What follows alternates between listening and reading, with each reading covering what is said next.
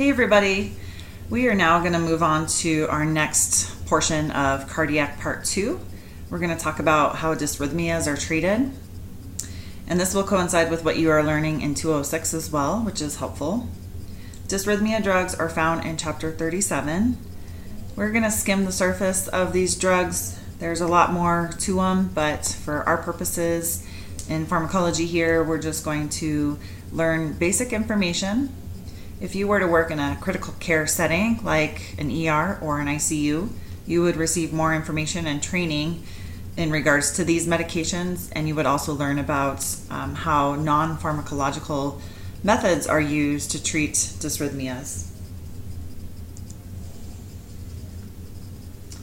So dysrhythmias are characterized by an abnormal heart rate or irregular contractions of the heart. The other word you might hear used interchangeably with dysrhythmia is arrhythmias. There are many causes of dysrhythmias that we will touch on a little later. But let's review quickly the pathophysiology of the heart in regards to the generation of an electrical impulse and the conduction system impulse through the heart. So cardiac cells have the ability to initiate and conduct an action potential. They call this self-propagating. This occurs due to the change in ion concentration, both inside and outside of the cardiac cell. So these action potentials happen automatically or spontaneously without influence from the nervous system whatsoever. And so the impulse starts at the sinoatrial or the SA node, and it's going to travel to the atrioventricular or AV node. From there, it's going to travel to the bundle of His or Purkinje fibers. So that's a basic understanding of how the impulse travels through the heart. So these are the phases of the myocardial action potential. There's no need to memorize these phases, but it will help in your understanding of how antidysrhythmic drugs affect the action potential in certain ways. So that will make more sense as we go along here. So the heart starts out in the resting phase. They call this phase 4. The action potential has yet to happen during this phase. All the ion gates are closed. Then there is the beginning of leakage of sodium ions into the cell. And this is going to start causing a change in the charge inside the cell membrane. The charge changes to a more positive charge. This is going to initiate the action potential. In phase 0, there is an influx of sodium ions followed by calcium, which enters a little more slowly. And there's a threshold potential that's reached because of that sodium and calcium going into the cell. This is causing a depolarization of the cell. In phase 1, the charge will remain positive for a brief period of time. And then in phase 2, the positive charge is sustained by the influx of calcium into the cells. And this is when that muscle contraction is going to occur. At the same time, we have potassium that's leaving the cell. The charge will stay positive as long as there is equal exchange of calcium and potassium ions. And then in phase 3, calcium channels close and potassium continues to leave the cell. And then what happens with the charge is it will change to a negative charge. This can be referred to as repolarization. That's because that cell is returning to a resting negative charge or resting negative states. And then the cycle will repeat after. Okay, and this is another way to look at the action potential, the myocardial action potential. So you'll learn that many of the antidysrhythmic drugs work by impacting the ion channels, whether it be the sodium channels, the potassium channels, or the calcium channels. Some other terms that are used in relation to the myocardial action potential that will help your understanding of the drugs are repolarization. We already kind of know what that means. It's the return of the resting membrane to a negative charge, and you can see that repolarization follows depolarization. The millivolts for repolarization is around -80 to -90 millivolts. Refractory period is a time during which the cell can't initiate another action potential. And this is important because it allows for a delay after depolarization so that a second action potential doesn't happen right on top of the first action potential. So during this time, the heart can have a period of relaxation, of filling before the next contraction. Okay, here is an electrocardiogram. This is a wave graph that shows the electrical impulse of the heart. This is used to diagnose dysrhythmias, or it may be used to rule out heart disease or other heart problems. It's a very standard diagnostic test for patients that are suspected of having any possible cardiac issue. You'll learn more about how to measure the ECG in 206 and also how to diagnose dysrhythmias off of the ECG. In real basic terms, you have a P wave, QRS, and ST segment, and then T wave. The P wave is when the atrial depolarization is happening. The QRS complex, that's when the ventricles are depolarizing.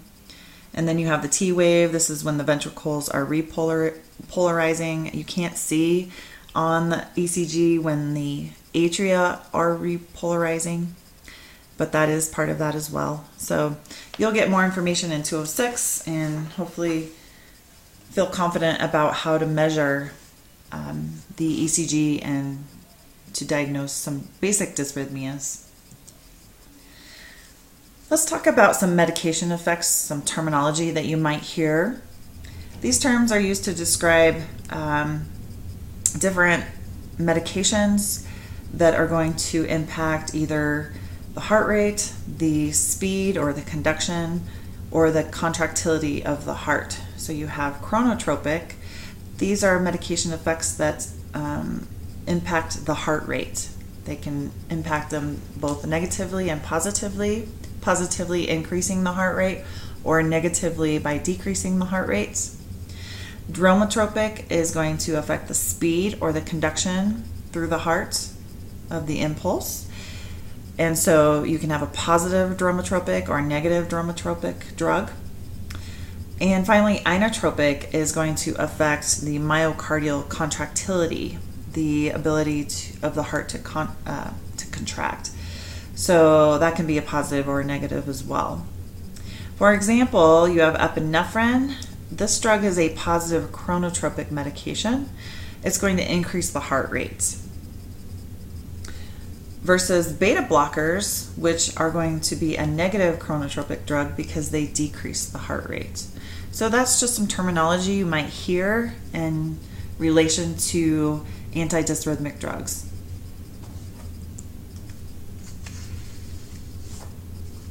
So let's talk more specifically about the types of dysrhythmias that can occur. Some dysrhythmias are classified as having an effect on the formation of an impulse, and some affect the impulse conduction or the speed of the impulse.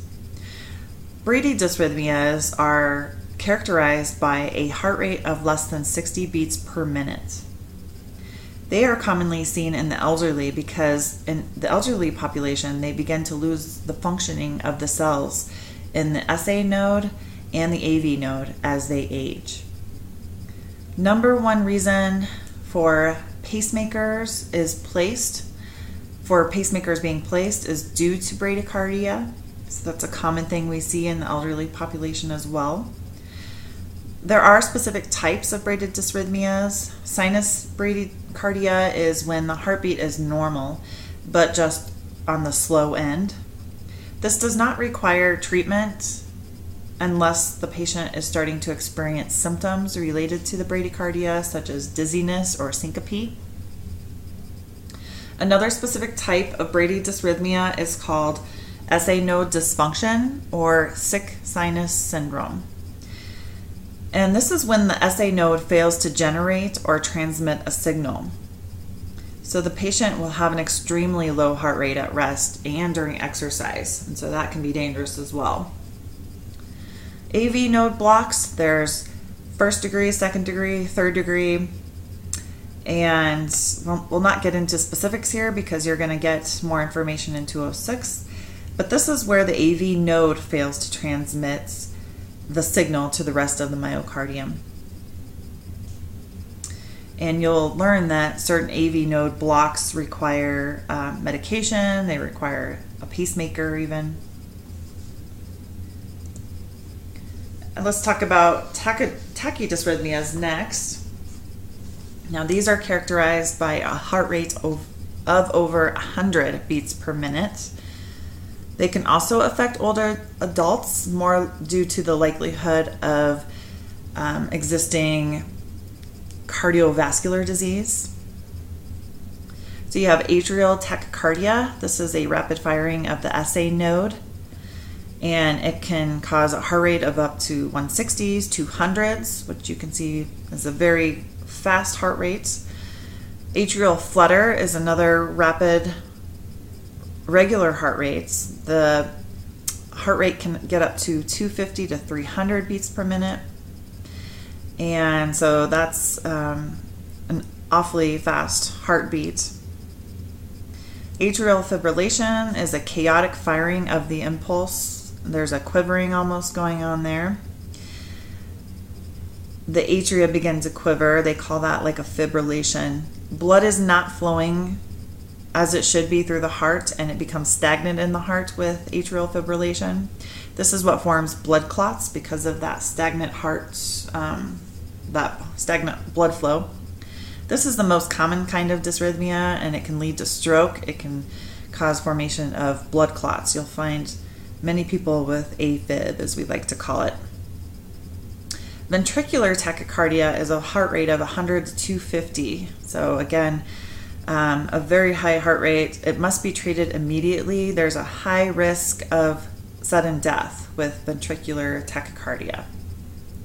Ventricular fibrillation is also a type of chaotic, disorganized beating of the heart. And if somebody is in ventricular fibrillation, this is considered basically cardiac arrest. Their heart is not working as it should be, and they're in cardiac arrest. So the pharmacology of antidysrhythmics is to stop an abnormal rhythm or to prevent one from occurring. And this will therefore reduce the risk of death, stroke, or other problems for these patients.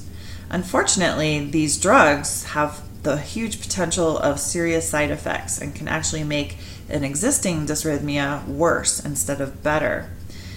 And we'll talk about that a little bit later, what that means. The use of an antidysrhythmic has really declined over the years, and this is due to other treatment options that have become available, such as pacemakers, and there's other procedures that are done like cardiac ablation that can help with the irregular heart rates, the fast heart rates, the slow heart rates. So it really does depend on what your patient's condition is and their health history as to what they end up having for a treatment. So for our purposes here in treating dysrhythmias, we're focusing on the tachydysrhythmias and the treatment of those.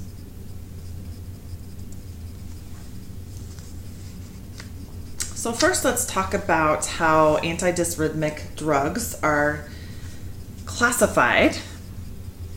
So this is the common method of classification. It's called the Vaughan-Williams classification system. It's going to classify drugs into either class 1, class 2, class 3, class 4. There's another other class or miscellaneous medication class. They also refer to this as class 5. And so class 1, 2, 3, and 4 are based on the stage of the action potential where the effects of the drug happen. The 5th class doesn't really fit into the other 4 classes. That's why they call it miscellaneous or other, because these drugs, adenosine and digoxin, don't really fit in those 4 other classes. So class 1 is the sodium channel blockers. Class 2 are the beta blockers, which we've talked about quite a bit already. Class 3, we have potassium channel blockers. And then class 4 are the calcium channel blockers, which you guys know about from before as well. And then we also know what digoxin is in the other class. So there are some drugs that you guys have already had here, which is kind of nice. Not everything in this is brand new for you. So let's begin with the first class. Class 1 sodium channel blockers. These are the largest group of antidysrhythmics. They have subclasses as well. We will only discuss drugs in the subclass of 1A and 1B. So this drug class works by blocking the sodium channels in the myocardial action potential. And by blocking the sodium channels, this is going to prevent depolarization from occurring. This will slow down the heart rate, and it will also reduce the automaticity of the impulse and cause that heart rate to drop. With that, it's going to delay the repolarization of the action potential. I don't want you to get confused by the specifics of the mechanism of action. So as we go forward learning these drugs, just keep in mind that these are sodium channel blockers, and by blocking the sodium channel, there's an impact to that action potential of the heart. So that's where I want you to keep your level of thinking and how deep you're going with these different medications. Okay, so our class 1A drug is called procainamide. This is an old drug that can be used for many types of dysrhythmias. It's used to treat atrial and ventricular dysrhythmias that are leading to tachycardia, and it will suppress the dysrhythmia. It's used in CPR as a last resort. We don't use it commonly anymore because of the potential for toxicity and other major side effects. So you might hear about it, you might not see it much in action. The adverse effects of procainamide are, like I said, they're pretty severe. It has a very narrow therapeutic effect. So that's the first thing, is that the dosage must be monitored very closely. This drug can cause blood disorders. So what can happen here is bone marrow suppression. So if your patient already has an issue with their bone marrow, this can cause further bone marrow suppression. That's definitely not something we want to mess with. Blood disorders, that bone marrow is an important part of our normal functioning in our immune system. And so we have to be careful about that. This drug can also lead to new dysrhythmias or worsen existing ones. They call that cardiotoxicity. So it's cardiotoxic drugs. It's going to potentially worsen this dysrhythmia, make something worse instead of making it better. The other thing is hypotension. You can have severe hypotension. The patient needs to be lying in the supine position when the drug is administered, and that is due to that severe hypotension that can happen. This drug is given quickly, it's given IV, and it will drop that blood pressure very, very quickly. The other weird thing about procainamide is that it can lead to a lupus-like syndrome in about 30 to 50% of the people taking this drug. And so you will start to see lupus-type effects, the autoimmune disorder lupus, from this drug. So major side effects. Like I said, it's not terribly commonly used anymore, which is a good thing. We have some better options instead of using this. All right, class 1B is our other class 1 drug that we're going to talk about, and this one is lidocaine, or xylocaine, you might have heard it called as a trade name. Again, it's going to work similarly to procainamide. Lidocaine is also used for other purposes. We know that lidocaine is used as a local anesthetic. This drug is used to treat ventricular dysrhythmias. It's blocking that sodium channel again, slowing the conduction, reducing the automaticity, helping to reduce the heart rate. And it actually is accelerating repolarization, which helps bring the heart back to a resting state Again, I don't want you to focus necessarily on that. I want you to understand it's a sodium channel blocker and how that is going to decrease the heart rates. Those are the big things that I want you to know. Lidocaine also comes with many side effects, just like procainamide, especially in the CNS. It can lead to toxicity in high doses. So you'll see drowsiness, confusion, can lead to anxiety, paresthesias.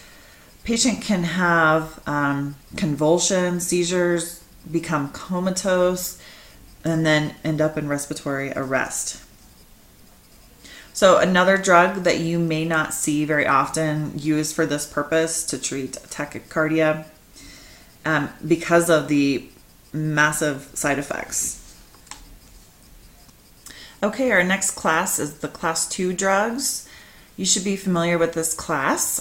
These are the beta-adrenergic antagonists, or beta blockers, and they work by blocking the sympathetic nervous system.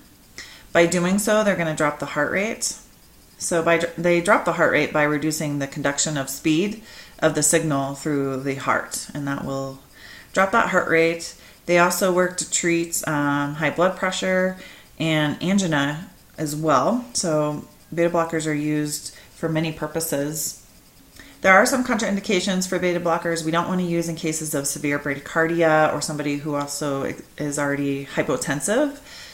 And we have to be careful too about patients with COPD or asthma, because the non-selective beta blockers like propranolol will have an effect on the receptors on the lungs and cause bronchoconstriction. So remember that patients with COPD or asthma, they have to have a more specific type of beta blocker and not the non-selective type, such as propranolol. Class 3 is our next group, the potassium channel blockers. These drugs are used to treat atrial and ventricular dysrhythmias. They will block the removal of potassium from the cell, and this is going to cause a delay in repolarization. In addition to blocking potassium channels, they do work by blocking sodium and calcium channels, and they also can have an effect on beta receptors. So it's interesting, these potassium channel blockers are a little more complex. Again, we're focusing mostly on the main mechanism. They're blocking potassium channels, and we're not going to get into it further as far as those complexities with these drugs. Amiodarone, cardarone, is the drug prototype, and it's become the drug of choice over the other class 1 drugs in treatment of life-threatening dysrhythmias. Its effects can last a really long time, which is an interesting piece about amiodarone. The effects can last 48 weeks after the drug is discontinued. So the half-life is around 100 days. So that's a very, very long half-life. And the other weird thing too is it's similar structurally to thyroid hormone. So the adverse effects of amiodarone are very serious, again, similar to our other class 1 drugs. Cardiotoxicity can occur, leading to other dysrhythmias. So this drug can actually lead to sick sinus syndrome, sinus bradycardia, and can cause AV block. There's a black box warning related to the risk of pulmonary toxicity. With this medication, it can lead to issues in the lungs such as pneumonitis, alveolitis, and pulmonary fibrosis. And then, so it's necessary for patients taking amiodarone or have taken in the past to get some baseline lung function tests when they begin treatment, or kind of through the process of having taken the medication. Infant hypothyroidism is another thing that can be an adverse effect, and that I think is related to the similarity to the thyroid hormone that this drug has.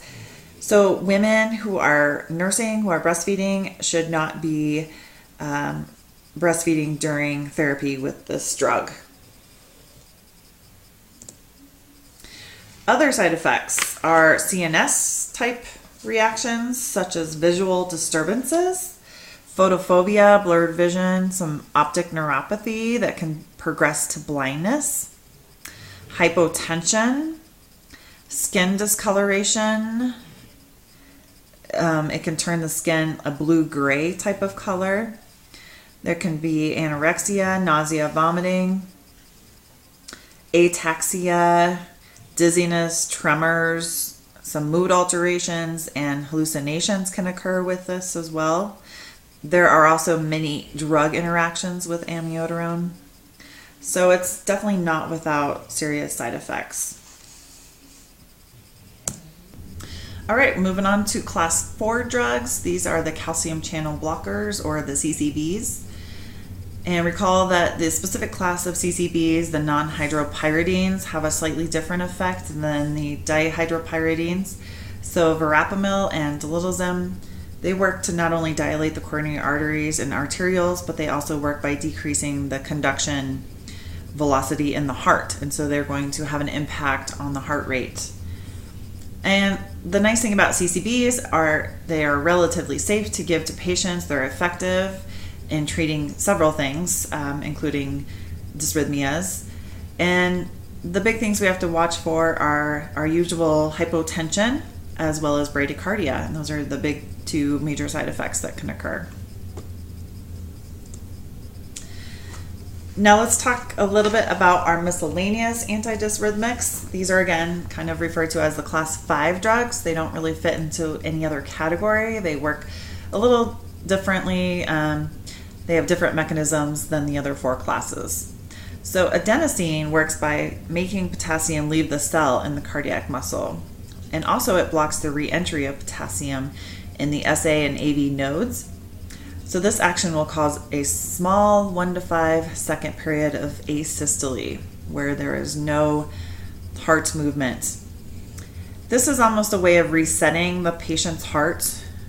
And because of that, there must be a healthcare provider present with the administration of this medication. This drug is used to treat patients with PSVT, which is paroxysmal supraventricular tachycardia. Now, this is a type of tachycardia that can come on suddenly without warning, but it can also stop on its own. This drug is given IV. It has an extremely short half-life, which means it will act very quickly and then leave over a 1 to 2 second period. There is a significant risk of hypotension and possibly death because of the quick response, the period of asystole that's going on. The patient must be lying supine to get this medication during administration time. So it's a major type of antidysrhythmic. Another drug in this class that's not on your PowerPoint is digoxin. And we've talked about digoxin in respect to heart failure already. But it can also be used to treat dysrhythmias because it's going to slow the heart rate down. So it's used to treat atrial flutter or fibrillation, and it can also be used to treat PSVT. It's going to decrease the automaticity of the SA node. We know that digoxin can cause other dysrhythmias as well, and that there are many drug interactions with digoxin. We worry about potassium levels with digoxin. And so those are the 2 big ones for our miscellaneous antidysrhythmics. And finally, let's talk about what prodysrhythmic effects are. So this is an important term to kind of understand. So many of our medications, we've already talked about the serious side effects, and that is why the use of them has declined over the years. We know that they can be used to treat dysrhythmias, but then they can also lead to new ones or worsen ones that already exist. So the patient and the healthcare provider must really weigh the pros versus the cons. The benefits really need to clearly outweigh the risk involved when it comes to taking these medications. So for this reason, there are many other methods that are used now to treat dysrhythmias instead of medication. But I just want you to be aware of those specific drugs that cause pro-dysrhythmic effects. So class 1, class 3, adenosine, and digoxin are all considered drugs that cause pro-dysrhythmic effects because they're going to cause a dysrhythmia potentially to get worse or generate a new dysrhythmia. That is all I have for you. Thanks for listening.